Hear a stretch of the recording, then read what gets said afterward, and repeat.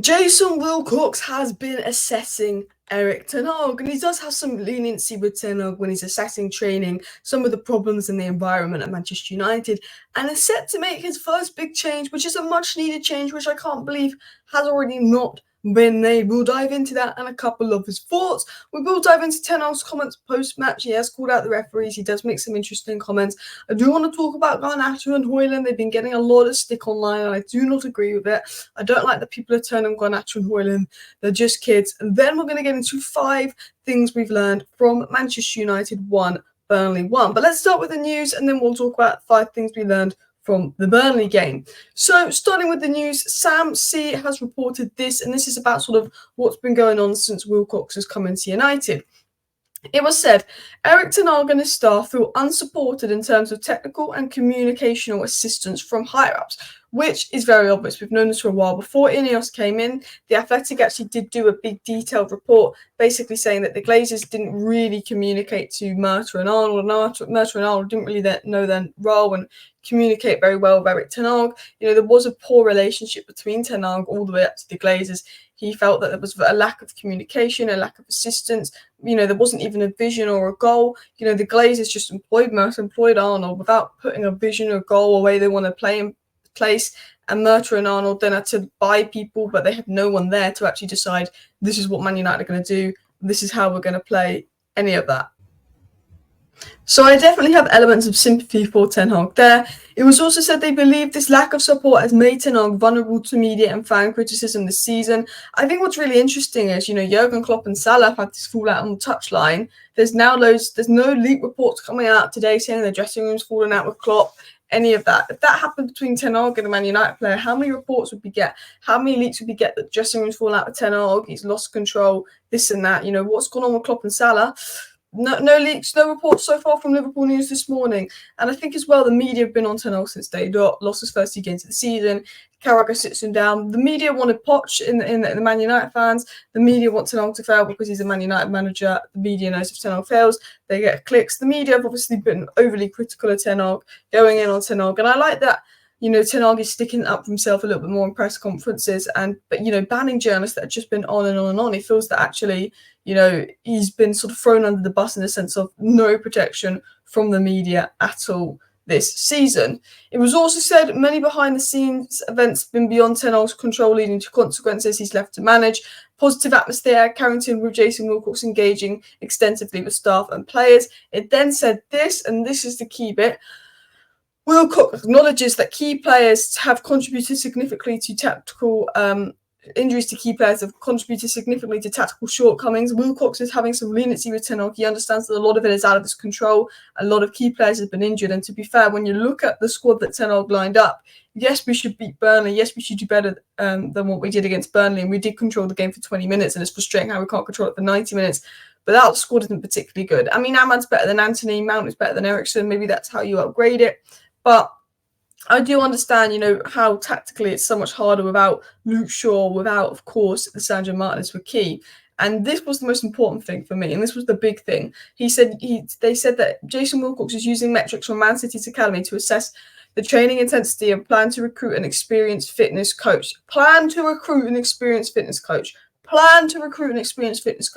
Cannot believe we've not done this earlier. Wilcox has come in, and within less than 2 weeks, he said, let's bring in a fitness coach. He's now sounded out Steve Kemp from the FA and Holger Borich from Bayern, who have worked with Ten Hag before as potential candidates. Eric Ten Hag came to United and he requested he brought his fitness coach with him, and they didn't let him. They didn't let him bring the fitness coach from Ajax with him. Okay, this was before Ineos were in. This was the board. They didn't let him in. The Glazers didn't let him bring him in. Jason Wilcox has been there 2 weeks and thought, wait, you don't have a fitness coach. You don't have a fitness coach. I mean, unbelievable. We don't have a fitness coach. Just highlights how poor the club is run.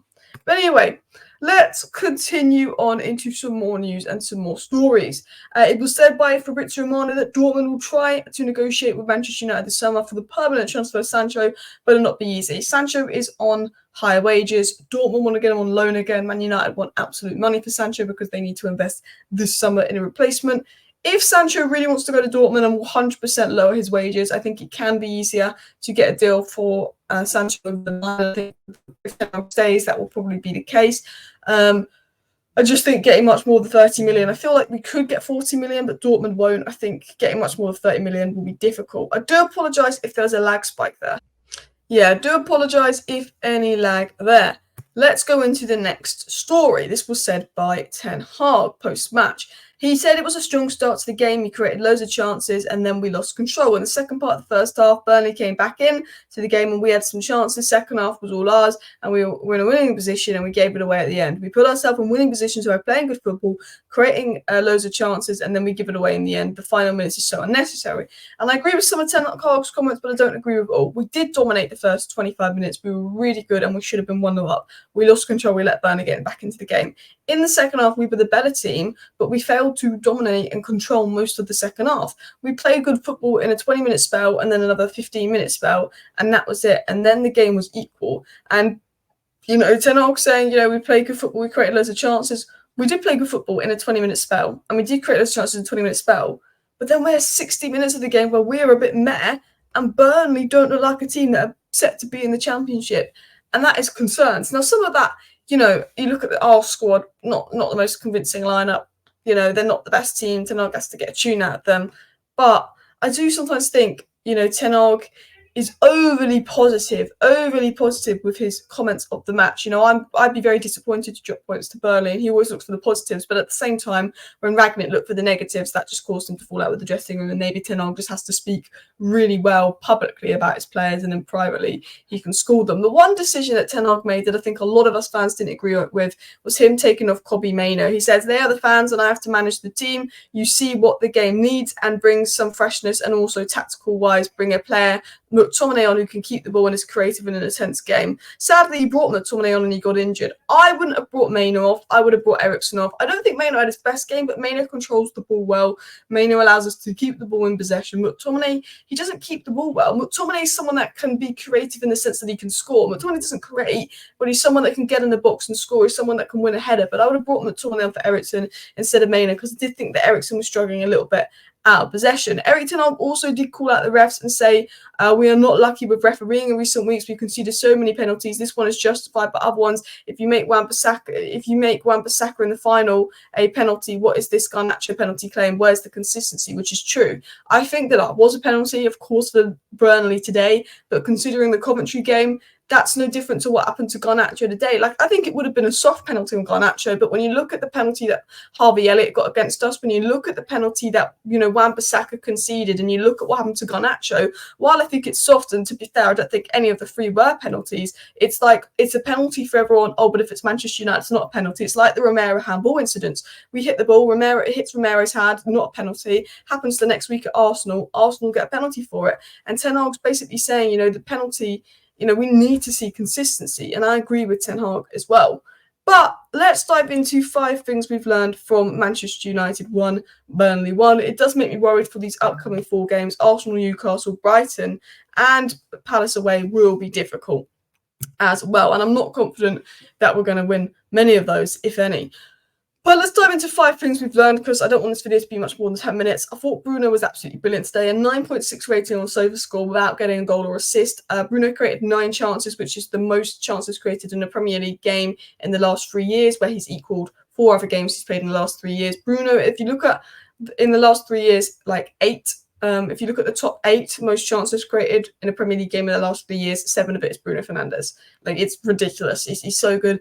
I mean, he was robbed of about 3 assists today, 9 key passes, 4 big chances created. He was literally robbed of so many assists here. He was unbelievable, and he's really stepped up recently. Really stepped up. Really been good, and he deserves better than this team. He goes to Portugal, and wow, he deserves better than this team. And I feel for Bruno. He was unbelievable today, all over it, and he was one of the few players that who's ended the season really well.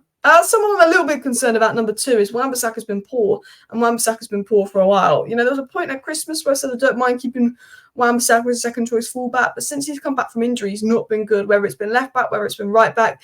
Defensively, which we praise him on, his positional awareness is shocking. He's getting lost out defensively. Maybe he knows his contract's running low and he's leaving the club and his head's lost, but I think cash in on Wan-Bissaka this summer while we can. I actually think he's just, he's not good enough. Delo is our best right back, and I think that's a debate a year ago, but that debate is now very clear that Delo is the better fullback, and Delo had a much better game yet again.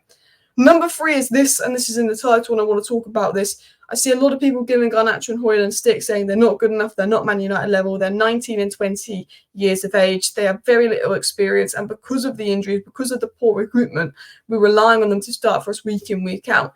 In a normal environment, we would have had maybe Sancho playing some games centrally because that's what Ten Hag did in pre-season, or Martial would have been fit, and we would have been having Højlund start some games, coming off the bench other games, developing him, not just throwing him in the deep end. To be fair to Højlund, he received 4 passes, nothing is created for him, he is in the graveyard shift. We know what he can do. Højlund's had 10 games where he's been absolutely fantastic and 10 games where he's stunk it up. He's inconsistent, and when he's inconsistent, you can see the quality he does have though. People have got to remember with Rasmus Højlund and with Garnacho, it is normal at 19 and 20 years of age to be consistent. It is absolutely normal. Garnacho is so good when he gets the ball, dribbling, 1v1, carrying the ball forward. He could have got an assist. He put in a great cross to Anthony. But yeah, sometimes his finishing and decision-making in the final third isn't up to it. But he's 19, he's raw. Look at Ronaldo at 19. Look at Rashford at 19. Garnacho was well on track. Garnacho was a good player. I think there's times this season where we've over-relied on him and we've ran him down to the ground, and sometimes I think, this game is more suited to this player, and then Garnacho can come off the bench, fresh legs against tired legs, and cause problems.